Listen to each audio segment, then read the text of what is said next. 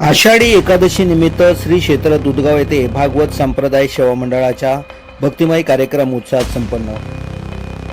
दिनांक 25 जुलै 2026 रोजी भागवत संप्रदाय सेवा मंडळाच्या वतीने आषाढी एकादशी निमित्त श्री क्षेत्र दुधगाव श्री विठ्ठल रुक्मिणी मंदिर येथे विविध धार्मिक कार्यक्रमांचे भक्तिमय वातावरणात आयोजन करण्यात आले। या कार्यक्रमाची सुरुवात गुरुवर्य हबप रघुनाथ महाराज झोले यांच्या निवासस्थानापासून भव्य पालखी सोहळ्याने झाली।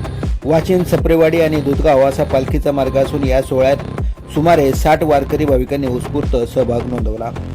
पालखी श्री विठ्ठल रुक्मिणी मंदिरात दाखल झाल्यानंतर चक्री प्रवचनाचा कार्यक्रम पार पडला।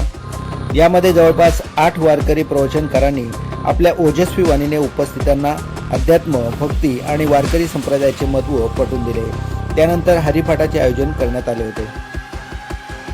रात्री गुरुवर्य हबप निवृत्ती महाराज भगत यांनी आपल्या रसाळ व प्रभावी कीर्तन सेवेतून उपस्थित भाविकांना मंत्रमुग्ध केले।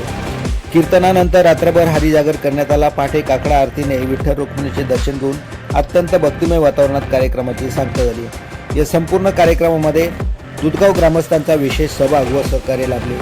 सुमारे 70 ते 80 वारकरी भाविकांसाठी फराळाची उत्कृष्ट व्यवस्था दुधगाव येथील ग्रामस्थांनी अत्यंत श्रद्धेने व सेवाभावाने केली।